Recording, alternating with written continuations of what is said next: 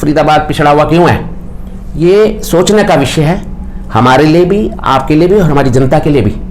इसके लिए 75 साल हो गए। आज फरीदाबाद की जो स्थिति है, अगर इसी से संतुष्ट हैं तो मैं भी पब्लिक से ये कहना चाहूँगा, आप उन्हीं पार्टियों को वोट दीजिए। अगर आप चाहते हैं कि आपका वो, क्योंकि वो अपने परिवारों को आगे बढ़ा रहे हैं, सब लोग शक्तिशाली हो रहे हैं, अगर आप अपने शहर का भविष्य चाहते हैं, आप आने वाले बच्चों का भविष्य चाहते हैं, तमाम शहर को खूबसूरत देखना चाहते हैं, तो आपको एक प्रयोग ये अवश्य करना पड़ेगा। हम जैसे इंजीनियर लोगों के हाथों में जिम्मेवारी देनी होगी। नमस्कार साथियों, आप देख रहे हैं टुडे भास्कर, मैं हूं यशवी गोयल और आज हमारे साथ जुड़ चुके हैं ओपी वर्मा। रातों रात ऐसा क्या हो गया कि आपने मेयर चुनाव से अपना नाम हटाकर लोकसभा प्रत्याशी में अपना नाम आगे कर दिया? सबसे पहले तो मैं अपने आम आदमी पार्टी के शीर्ष नेताओं का धन्यवाद करता हूं, जिन्होंने मुझे लोकसभा का उपाध्यक्ष बनाया। और जहां तक मेयर से नाम हटाने की बात है, हटाया नहीं गया है, मेयर का इंतज़ार हो रहा है। चुनाव डिले हो गए, आज 1.5 साल हो गया जी। और सरकार ने चुनाव कराए नहीं और जनता जो है त्रस्त है और उनको कोई जनप्रतिनिधि नहीं मिल रहे। तो इसीलिए, क्योंकि जनता बहुत दुखी है, आप देख रहे हैं आज बारिश के टाइम में तमाम गली मोहल्ले, झोपड़ी चाहे अच्छे एरिया भी हों, पूरी जलमग्न है, लोग गड्ढों में गिर रहे, लोगों की इतनी दिक्कतें हैं। उन सबको देखते हुए हमारे, क्योंकि अभी चुनाव लोकसभा के अभी 9 महीने के बाद आने वाले हैं, तो क्योंकि मेयर के लिए हमने अपना आधे से ज़्यादा क्षेत्र कवर कर लिया था, तो बाकी का क्षेत्र में भी हमारा आना जाना है, उनकी समस्याओं को भी हम देख रहे हैं। तो इसलिए हमने विचार बनाया कि जो चुनाव जल्दी आ रहा है लोकसभा का, उसमें हम जाएंगे और अपने शहर के जो दुख तकलीफ़ें हम रोज़ देखते हैं, उनको मैं दूर करने के लिए बहुत आतुर हूँ। मैं चाहता हूँ हमारे लोगों की ज़िंदगी बेहतर और अच्छी और आसान हो। अभी आपने कहा कि आप पूरे शहर में, मतलब फरीदाबाद लोकसभा में पहले से ही घूम रहे हैं, तो मैं ये जानना चाहूँगी कि हमारे फरीदाबाद की आपको सबसे मुख्य समस्या क्या लगी? देखिए, सबसे बड़ी मुख्य समस्या है जल की निकासी, जल भराव। कहीं भी पानी भर जाता है तो हमारे जितने भी विकास कार्य होते हैं, चाहे वो सड़कें होती हैं, चाहे हमारी इलेक्ट्रिक होती हैं, चाहे हमारी गाड़ियाँ होती हैं, तमाम ज़िंदगी रुक सी जाती है। तो सबसे पहला काम है, हमारी कॉलोनियों के अंदर जहाँ सड़कें भी नहीं बनी हुई, उनके घरों में पानी घुस जाता है, लेवल नीचे हैं, कहीं ऊपर हैं। अनेकों अनेक समस्याओं से जूझता मेरा शहर, मेरे लोग मुझे मजबूर करते हैं कि मैं किसी भी चुनाव में आके और उन लोगों की मैं सेवा करूं। और सबसे, जैसे अब जल भराव का है मुद्दा, ये ठीक हो, लोगों को शुद्ध पीने का पानी मिले, लोगों को मूलभूत सुविधाएं मिले जिनसे काफ़ी समय से वंचित हैं। अभी आप कह रहे हो कि जल भराव से छुटकारा मिले। अभी हमारे जो सांसद हैं किशन पाल गुर्जर जी, उन्होंने एक बयान दिया था कि भाई बरसात होगी तो जलमग्न भी होगा, लेकिन 24 घंटे का समय मिलना चाहिए और फिर उसके बाद वो पानी अपने आप निकाला जाएगा। सुबह से शाम तक बारिश पड़ेगी तो पानी क्या, 24 घंटे का टाइम होता है राजपूत जी पानी की डिस्पोजल का। तो आप फिर क्या कहेंगे उनके लिए? देखिए, जो प्रकृति का हमारा व्यवस्था बनी हुई है, हम प्रकृति के अधीन है मनुष्य, लेकिन हमें अपनी सुविधाओं को प्रकृति के अनुकूल बनाना होता है। अगर बारिश आती है, अब आप कल्पना करें जो कच्ची कॉलोनियाँ जहाँ सड़कें नहीं हैं, सीवर व्यवस्था नहीं है, और जब बारिश आती है तो एक कीचड़ बन जाता है और कई कई दिन तक पानी खड़ा रहता है। और इतनी इंफ्रास्ट्रक्चर हमारे फरीदाबाद का नहीं बना है। आप किसी भी चाहे कॉलोनी में जाएं, चाहे झुग्गी में जाएं, चाहे नहर पार के क्षेत्रों में जाएं, कि वो पानी स्वतः अपने आप चला जाए, क्योंकि इसमें कुछ तकनीकी खामियां भी हैं, इच्छा शक्ति की कमी भी है और अनदेखा भी किया गया शहर को। जितने हमारे जनप्रतिनिधि हैं, चाहे वो मेयर बने, चाहे डिप्टी मेयर बने, चाहे वो विधायक हैं, चाहे सांसद हैं, तमाम जनप्रतिनिधियों की ये जिम्मेवारी बनती है इस शहर का निवासी होने के नाते। उनको पता होना चाहिए, आज न्यू जनता कॉलोनी है और तमाम लेवल डाउन है, तो उनका कहना है कि पानी अगर 24 घंटे में निकल जाएगा, तो आज 5 दिन हो गए पानी खड़ा हुआ है, तो मौके पे देखना चाहिए जी। तो मेरा कहने मिला, हमें कुछ प्रकृति हमारा साथ देती है, कुछ हमें करना होता है। कैसे निकलेगा पानी, जानना उसके लिए देखिए, हम इंजीनियर हैं, नगर निगम में 40 साल रहे। क्या होता है, एक जगह पे आप एक मल्टी स्टोरी बिल्डिंग देखते हैं, बेसमेंट में भी आपका कार्यालय होता है, उधर पानी के भी प्रयोग करते हैं आप, तो हम बूस्टर से उस पानी को बाहर निकालते हैं। तो जो जो हमारे स्थल जमीन के नीचे हैं, लेवल डाउन है, वहाँ हमें बूस्टर की व्यवस्थाएं करनी चाहिए जी। और जहाँ पे पानी के स्लोप किधर को पानी जा रहा है और वहाँ पे रेन वाटर हार्वेस्टिंग की भी प्रावधान हम कर सकते हैं। तो अनेक प्रकार के तरीके हैं, हम अपने जल भराव को बिल्कुल जीरो में ला सकते हैं और लोगों को सुख सुविधाएं दे सकते हैं। साथ ही साथ जो पानी हमारा ग्राउंड वाटर नीचे जा रहा है, आप देखते हैं गर्मियों में त्राहिमाम होता है कि पीने का पानी नहीं है जी। और आज मजबूरी ये होगी कि भटकल झील को भी सीवर के पानी से भर रहे। तो मेरा कहना है कि अगर हम इसी पानी को रेन वाटर हार्वेस्टिंग साथ ही साथ जल भराव के निकालने के आधुनिक तरीकों को अपनाएंगे तो निश्चित रूप से हमारे को पीने के पानी भी स्वच्छ मिलेंगे और जल भराव की समस्याओं से मेरे शहर को नहीं जूझना पड़ेगा। आपके सामने चुनाव लड़ने वाले हैं वो चौधरी किशन पाल गुर्जर होंगे और कांग्रेस ने अभी तक अपना कोई प्रत्याशी घोषित नहीं किया है, तो कैसे आप उनके सामने चुनाव लड़ेंगे? क्योंकि वो तो मोदी के नाम पर चुनाव लड़ते हैं और आप तो जानते ही हैं इस समय मोदी का नारा बुलंद हो रखा है।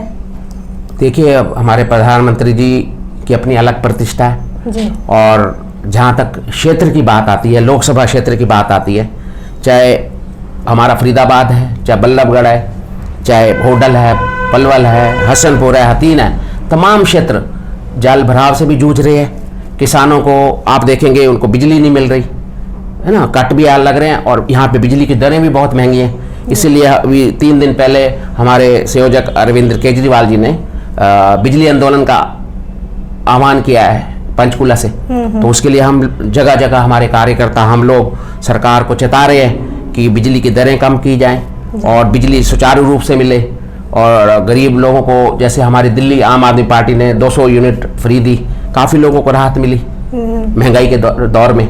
ऐसे ही पंजाब के अंदर 300 यूनिट हमने देनी शुरू की, लोगों को मिल रहा है। तो किसानों को भी हम चाहते हैं बिजली मुफ्त मिले और सस्ते दरों पे मिले ताकि हमारी फसलें भी लहराएं, हमारे ग्रामीण क्षेत्रों का भी उतना विकास हो जितना शहरों का होता है, कोई भी अछूता ना रह जाए। शोषित, पिछड़ा, गरीब, दलित कोई भी समाज है वो अपने आप को ये ना सोचे कि मैं जो है बिल्कुल अलग थलग कर दिया गया हूँ। तमाम को साथ लेके अपने फरीदाबाद लोकसभा को हम अच्छा सुंदर बना सकते हैं। जैसे आज गुड़गांव, दिल्ली, नोएडा आगे बढ़ रहे हैं। आज फरीदाबाद की ज्योग्राफी आप देखेंगे, यहाँ पे अरावली पर्वत की श्रृंखलाएं हैं, झीलें हैं, सुंदर बड़कल लेक है, सूरज कुंड है, हमारी इधर जमुना की नदी का प्रवाह है, नेशनल हाईवे हैं, नेशनल रेलवे हैं। उसके बाद फरीदाबाद पिछड़ा हुआ क्यों है? ये सोचने का विषय है हमारे लिए भी, आपके लिए भी और हमारी जनता के लिए भी। इसके लिए 75 साल हो गए। आज फरीदाबाद की जो स्थिति है, अगर इसी से संतुष्ट हैं तो मैं भी पब्लिक से ये कहना चाहूँगा, आप उन्हीं पार्टियों को वोट दीजिए। अगर आप चाहते हैं कि आपका क्योंकि वो अपने परिवारों को आगे बढ़ा रहे हैं, सब लोग शक्तिशाली हो रहे हैं। अगर आप अपने शहर का भविष्य चाहते हैं, आप आने वाले बच्चों का भविष्य चाहते हैं, तमाम शहर को खूबसूरत देखना चाहते हैं, तो आपको एक प्रयोग ये अवश्य करना पड़ेगा। हम जैसे इंजीनियर लोगों के हाथों में जिम्मेवारी देनी होगी और हम आपको निश्चित रूप से इन तमाम समस्याओं से मुक्ति दिलाएंगे और इस काम को हम करके देंगे। ये क्योंकि अब हम विश्वास इसलिए नहीं दिला पाते, तमाम नेता आए, घर घर गए, लोगों को पैरों को छूते, हाथ जोड़ते, जनता बेचारी भोली भाली मेरे देश की, उन्होंने उनको वोट दिए। बाद में वो जब उनके घरों में गए, तिरस्कृत किए गए और उनकी कोई सुनवाई नहीं होती। गरीब आदमी हो, शिक्षा, आम आदमी पार्टी की हमारी नीतियां हैं, जैसे हमारी बेरोजगारी दूर हो, शिक्षित हो, शिक्षा, चिकित्सा, तमाम सुविधाएं लोगों को मिले। सारी नीतियों को हम आम आदमी पार्टी की फरीदाबाद लोकसभा में उतारेंगे। साथ ही साथ जो निजी समस्याएं होती हैं क्षेत्र की, उनको भी हम क्योंकि करने में सक्षम हैं, हमने 40 साल नगर निगम में इंजीनियर के रूप में कार्य किया है, तो हमें मालूम है आज की आधुनिक टेक्नोलॉजी क्या है और कैसे काम को किया जा सकता है। प्रधानमंत्री नरेंद्र मोदी ने सवाल उठाया कि जो ये फ्री की नीति वाले हैं ये आपको लूट लेंगे एक दिन, इस पर आप क्या कहेंगे? देखिए, ये फ्री शब्द इंग्लिश का है, मेन है सहूलियत। आज जब महंगाई बढ़ जाती है तो हमें कुछ चीज़ों में सब्सिडी देनी होती है, छूट देनी होती है। गैस सिलेंडर महंगे होते थे तो कुछ सरकार मदद करती है, कुछ इंसान चूल्हा लेके अपना गुजारा कर लेता है। इसी प्रकार से महंगाई दर बढ़ रही है, लोगों के रोजगार नहीं है सबसे बड़ी जो मुद्दे की बात है। अगर लोगों को रोजगार मिल जाए और कोई उनसे भिक्षा नहीं मांगेगा, शिक्षा दें, भिक्षा ना दें। अगर कोई राशन दे रहा है, कोई घर बना के दे रहा है, एहसान जता रहा है, वो पब्लिक के टैक्स का ही पैसा है। और आम आदमी पार्टी की नीति है जो भ्रष्टाचार से पैसा बचा सकते हैं हम लोग, जो ये भ्रष्टाचार करते थे। आपने देखा नगर निगम में 200 करोड़ का भ्रष्टाचार हुआ। अगर आम आदमी पार्टी की नीति है वो 200 करोड़ रुपए बचा के कुछ क्षेत्र को बिजली में रियायत दी जाए, किसानों को बिजली सस्ते दरों में या मुफ्त दी जाए, तो इसमें कौन सा किसी को फ्री में देने की बात होती है। तो कई जगहों पे जहाँ जहाँ जरूरत होती है वहाँ पे फ्री भी देना पड़ता है। एक आदमी पिछड़ जाएगा हमारी दौड़ में, वो एक भी व्यक्ति अगर सड़क पे चल रहा है और वो उसकी गाड़ी खराब हो जाए, रेड़े में चल रहा है, रिक्शे में चल रहा है, रिक्शा उसका खराब हो जाए तो पीछे सारा ट्रैफिक रुक जाता है। तो भारत का विकास होने के लिए तमाम वर्गों को, तमाम लोगों को, चाहे हमें उन्हें सब्सिडी दे के, चाहे हमें उनको कुछ सहूलियत दे के, और हमें आगे बढ़ाना चाहिए। ये बढ़ेंगे, देश का विकास होगा। यही लोग फिर टैक्स देते हैं जी, है ना। हम लोग जब बेरोजगार थे तो कुछ नहीं देते थे सरकार को। अब जब हम रोजगार करने योग्य हो जाते हैं तो हम सरकार टैक्स भी हम ही लोग देते हैं। और जब हमारे उसमें से कुछ लोग होते हैं जिनको रोजगार नहीं मिलते हैं, उनको थोड़ी सहूलियत दी जा सकती है ताकि वो भी समाज में सर उठा के जी सके जी। तो क्या फरीदाबाद को भी आप इस तरह के वादे देंगे कि आप फ्री बिजली देंगे, फ्री शिक्षा देंगे, कुछ इस तरह के वादे आप करेंगे जनता से?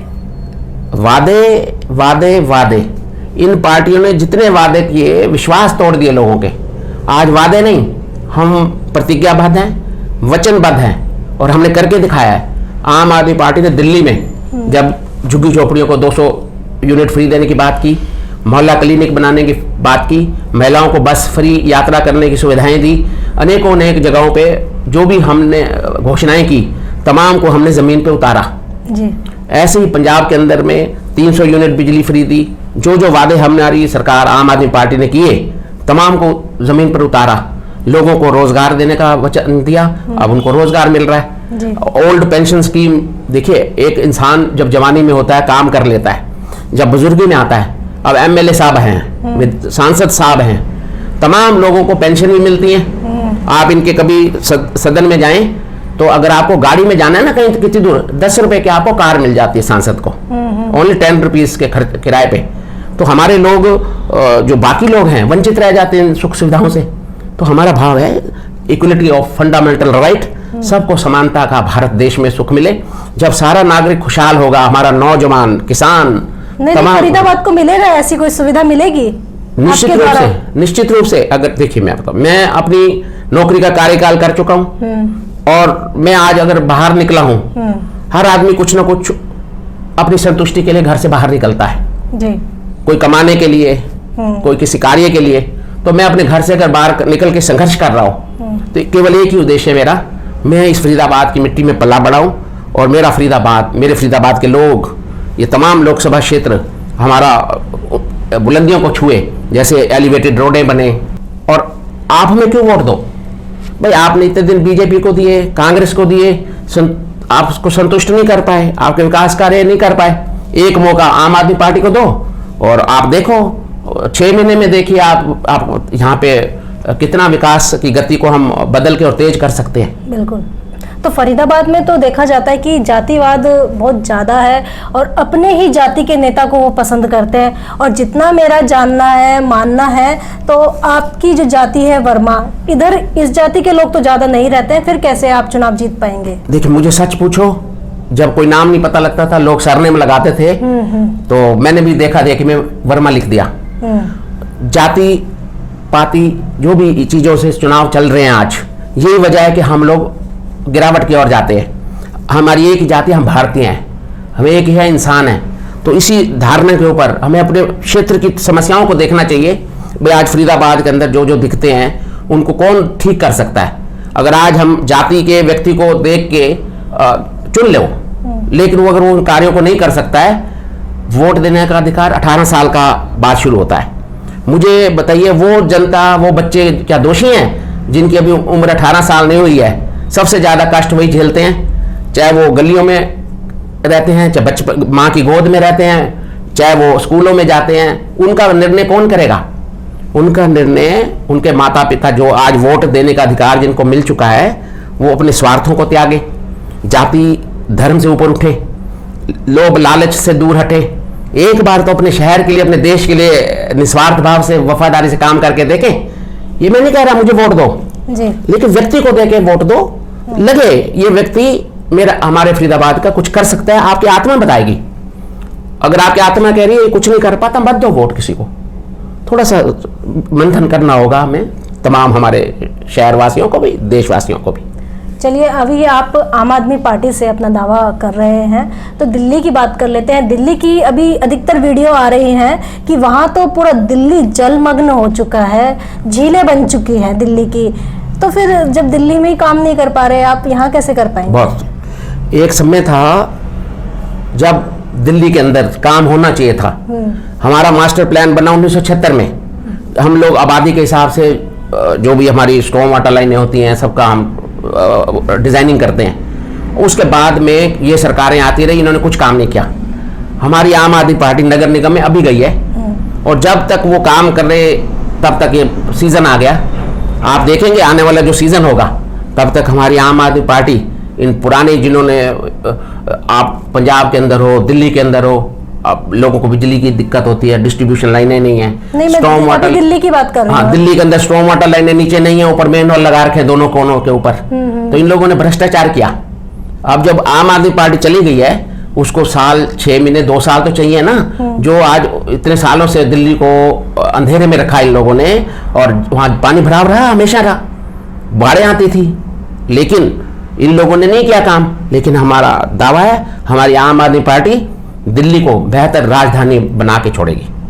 ये तो आप बिल्कुल ऐसी ही बात कर रहे हैं जैसे प्रधानमंत्री जी कहते हैं 75 साल से देश का बर्बाद हो चुका है, 75 साल से। आप भी यही बात कर रहे हैं कि 1976 में बना था ढांचा। हम देखिए प्रधानमंत्री जी का बहुत आदर सम्मान करते हैं, और बड़े प्रतिष्ठित हमारे प्रधानमंत्री जी हैं, हम उनसे ही सीखते हैं। अगर उन 75 साल की चीज़ों को वो ठीक करने में लगे हुए हैं, तो आम आदमी पार्टी को दिल्ली के नगर निगम में आने के 75 साल नहीं कह रहे हम, 75 महीने तो दे दो। हम आपको बिल्कुल जलमग्न की जो ये जल भराव की समस्या, इससे बिल्कुल मुक्ति दिलाएंगे दिल्ली को। ठीक है, तो आखिरी सवाल मेरा यह है कि आप जब जनता के बीच जाएंगे तो अपनी ऐसी कोई जो कहते हैं कि सुविधाएं मैं आपको दूंगा, ऐसी कोई बड़ी बातें मुझे आप प्लीज़ ज़रूर बताएं कि ये विकास कार्य आप फरीदाबाद में ज़रूर करवाएंगे, तो जनता आपको वोट दे। देखिए, जनता को एक तो होता है कि अभी चुनावों का इंतजार कर रहे हैं, लोग आएंगे बताने के लिए कि मैं ये करूंगा, मैं वो करूंगा। अब जनता उनको स्वीकार करने वाली नहीं है। बहुत बड़ी आबादी ने 40 साल से मुझे नगर निगम में काम करते हुए देखा है। मैंने निस्वार्थ और ईमानदारी से, निष्ठा से काम किया है। साथ ही साथ जितनी फरीदाबाद की समस्याएं हैं, बहुत टेक्निकल प्रॉब्लम्स हैं जो हमारा साधारण नेतागण करना चाहते हैं, बट ज्ञान नहीं है। अगर मुझे ज्ञान नहीं है तो मैं जहाज को नहीं उड़ा सकता हूँ, तो वो बेचारे कर नहीं पाते हैं। मैं उनको दोषी नहीं मानता हूँ, बट उनको अनुभव नहीं है, नॉलेज नहीं है, ज्ञान नहीं है, और साथ में बोलूँ तो इच्छा शक्ति भी नहीं है। तो हमारा ये है, जितने भी फरीदाबाद की समस्याएं हैं, चाहे मूलभूत सुविधाएं हैं, चाहे जल भराव की समस्याएं हैं, सीवर की समस्याएं हैं, और जो उद्योग पलायन कर गए उनको उद्योगों को वापस लाना है। जितने नक्शे पास होते नहीं, लोग घर डरते रहते हैं, ब्लैकमेलिंग का शिकार होते हैं, तमाम इलाकों के नक्शे पूरे पास आसानी से किए जाएंगे। साथ ही साथ लोगों के जो बेरोजगारी है उसके हम समाधान ढूंढ रहे हैं। हम मुद्दों को उठा नहीं रहे, मुद्दों को, समस्याओं को हल करना चाहते हैं। तो उद्योगों को फिर से कैसे हम स्थापित करें, लोगों को रोजगार कैसे मिले। हमारे जो सरकारी स्कूल हैं, प्राइवेट स्कूल हैं, तमाम लोगों को, अगर सरकारी स्कूल है तो वहाँ सुविधाएं नहीं हैं, बच्चे बेचारे बहुत दुखी हैं। प्राइवेट है तो उन पर टैक्स लग जाता है, प्रॉपर्टी टैक्स, फलाने टैक्स, देर सवेर माँ बाप को दिक्कत होती है, मध्यम परिवारों को होती है। हमारे यहाँ फरीदाबाद के अंदर क्राइम बढ़ गया। अभी आप बल्लभगढ़ में 2 दिन पहले घटना हुई है, तो ऐसी अनेकों घटनाएं सुनने को मिल रही हैं। क्यों?